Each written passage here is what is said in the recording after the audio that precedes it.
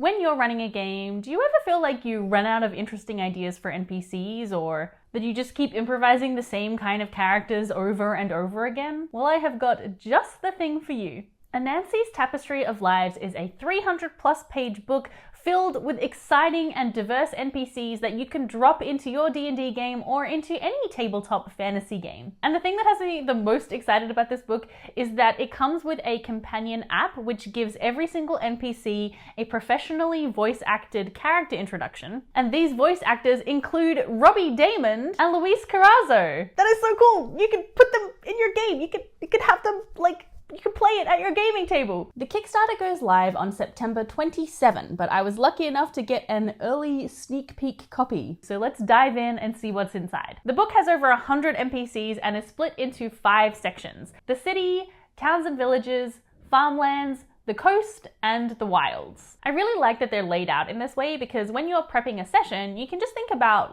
where the session is going to take place, if it's going to be in a small town or in a city, and then you can just flip right to that section of the book to find a really interesting NPC that you can use to drop some lore or even some quest hooks. And as I said earlier, each NPC comes with this introductory monologue, which is acted out, and it really helps give a feel for what that NPC is like, because the way that somebody speaks can really tell a lot about their personality and their demeanor. Because someone talking like this shows that they're really excited and really engaged with what you're saying and probably are going to be friendly, but not always. Maybe they'll cut your head off. While someone talking like this shows that maybe they're a little snobby, a little haughty. They've got a bit of an ego about them. Don't worry though, I am not acting out any of the characters for this book.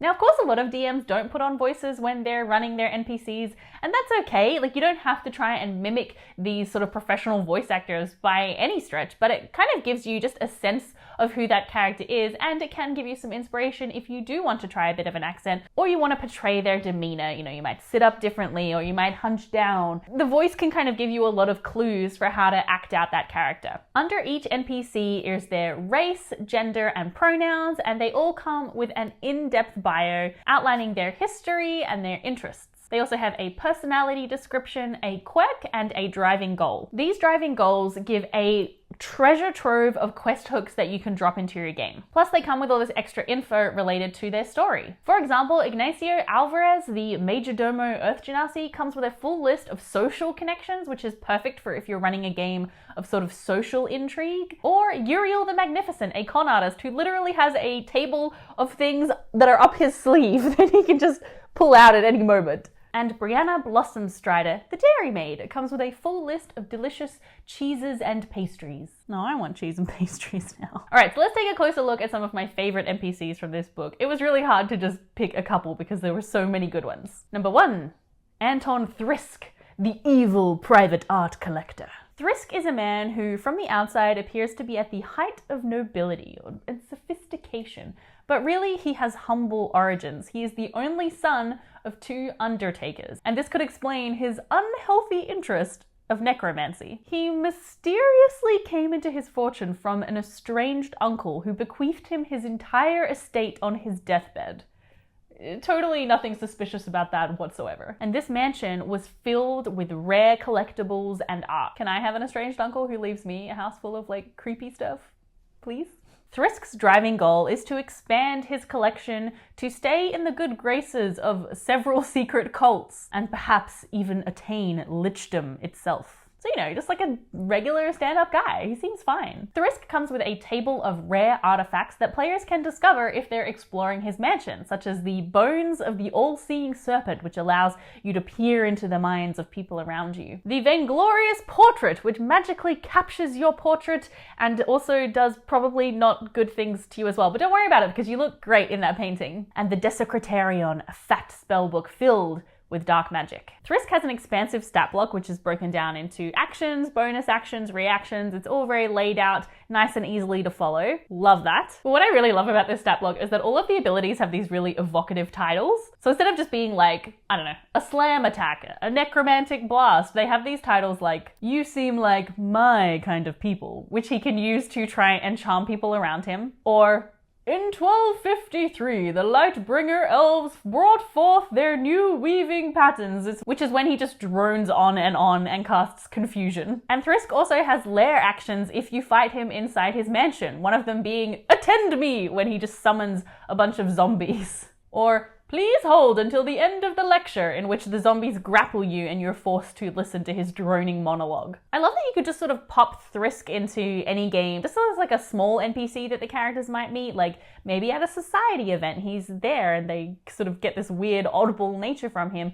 Or you could turn him into like the big bad evil guy of your campaign and you can have a lot of fun running a fight with all of his cool abilities. He could also end up being an ally to the party if they will give him something that he's interested in, or he could send them on a quest to find a rare artifact. Next, Isla, the sea elf cartographer. I picked this one because I'm just obsessed with the art. I think that like they just look so beautiful and I love them. So Isla is an NPC who has always been curious and has a heart for exploration. They were born in a small sea elf community and through their travels met with other villages, other communities, and as they grew older started to sort of broker trade agreements, trade alliances with these other communities. However, something went wrong and these trade alliances fell apart and descended into a bloody skirmish. Isla was blamed for this whole mess because they had been instrumental in setting them up in the first place, and they were banished from their community. Isla now works as a map maker, and the party could find them basically in any good coastal setting. Isla is really keen to hear of any news from the outside world, so we'll engage with the party for those reasons. And if they're exploring the coastline or any sort of nearby land, they could acquire a map from Isla. Isla's driving goal is to gain redemption from their community, but they don't know how to go about it. So instead, they're basically doing anything they can, helping people out as much as possible to make amends for what they see as something that they did wrong. Isla will keep an eye on the local politics of their hometown and kind of try and like tweak things occasionally from afar. Isla comes with a full adventure outline for level 5 through to 7 players called Dragon's Binding. In this adventure, Isla's partner Libralis, who is another NPC in the book, has taken a contract with a mysterious client. Maybe that client could be Thrisk. And this contract was to retrieve a rare cursed book from some ruins. Isla and Libralis go to the ruins together, but they somehow get separated and Libralis doesn't return. So Isla seeks out the help of the party to go into the ruins and help them find their partner. Libralis also has these stakes tied up to the quest, which Isla doesn't know about. So there's some like fun, potentially like drama-filled social encounters there. If the party accepts the quest, they will enter the ruins to find Isla's partner, but the ruins are the home of an ancient and dangerous beast. Dun dun dun! What I really love about this adventure is how it does tie in other NPCs from the book, or it gives you space to use NPCs that already exist in your own setting. But because of these sort of tie-ins through the book, it means you can really use like a ton of the content in a sort of small chunk. You can kind of tie all of these different NPCs together. Number 3, Old Greta, the Dwarven Alchemist.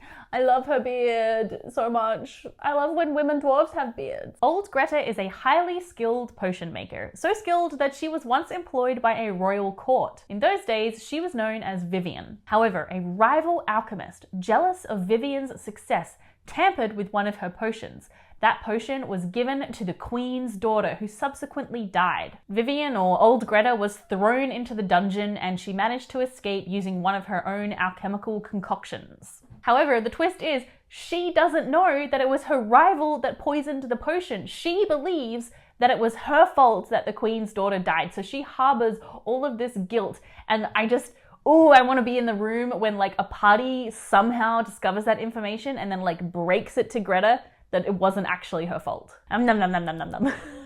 I love that juicy melodrama. In fact, the only way Old Greta can be restored to her former position is for that truth to be revealed. Greta's driving goal is to just live a quiet life and keep her past hidden, and she does her best to help people around her, although all of the people in her community think that she works too hard and she needs to spend a little bit of time away from her potions. Because of this accident with the queen's daughter, she has this quirk that everything has to be clean all the time. So if you're gonna go into her shop, you have to like thoroughly clean your shoes, you have to thoroughly wash your hands. Can relate in this current climate. Whenever someone comes to my house, I'm like, sanitizer. The characters can hire Greta to make pretty much any kind of potion, and because of her high level of skill in making them, these potions are sort of upgraded or enhanced versions of the regular ones found in the Dungeon Master's Guide. Greta comes with a table of experimental elixirs of her own design. There's the Seeing Spritz, which is a little kind of spritzer potion that reveals any invisible creatures or magically hidden objects. And there's a bottled anemone, what is this, Finding Nemo? A bottled anemone that when you open it up, it turns into this writhing mass of like stinging tentacles. My D&D party are going to be hitting a small city soon, and I think they are absolutely going to stumble across Greta's shop. And lastly, I got to give a shout out to Gertrude Kranz, because with a hat like that, you just know she's got to have a southern accent, and southern accents are the only ones I can confidently do really badly, so I ain't seen a weary lot such as yourselves around here these parts, and well, let's just say it's been a bit. It's been just me and old Bren here for quite some time. My sincerest apologies to everybody actually from the South.